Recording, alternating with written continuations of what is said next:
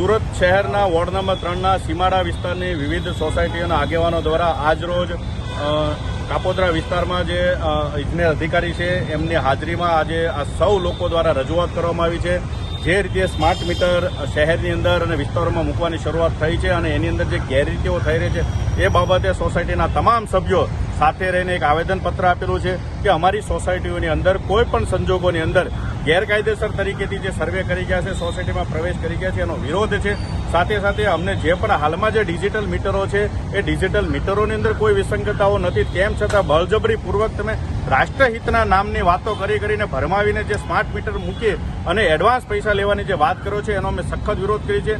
આ તમામ લોકોએ આવેદનની અંદર સાથે એ પણ કહ્યું છે કે અમારી સોસાયટીની અંદર કોઈ પણ સંજોગોમાં બળજબરીપૂર્વક અંદર પ્રવેશવું નહીં અને તેમ છતાં પણ જો અમારા મીટરોને કાઢવાની કોશિશ થશે અને એ દરમિયાન કોઈ પણ ઘર્ષણ થશે તો સંપૂર્ણ રીતે જીઈબી અને એનું તંત્ર જવાબદાર રહેશે, સરકાર પોતે જવાબદાર રહેશે, એ પ્રમાણેનું આવેદન આપ્યું છે।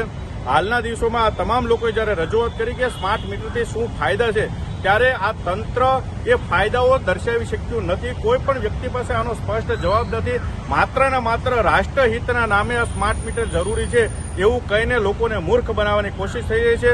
હું આ વિસ્તારના પ્રતિનિધિ તરીકે પણ સરકારને આ બાબતે સ્પષ્ટ સૂચનો કરું છું કે કોઈ પણ સંજોગોની અંદર આવી રીતે લૂંટ મચાવવાનો કોઈને અધિકાર નથી।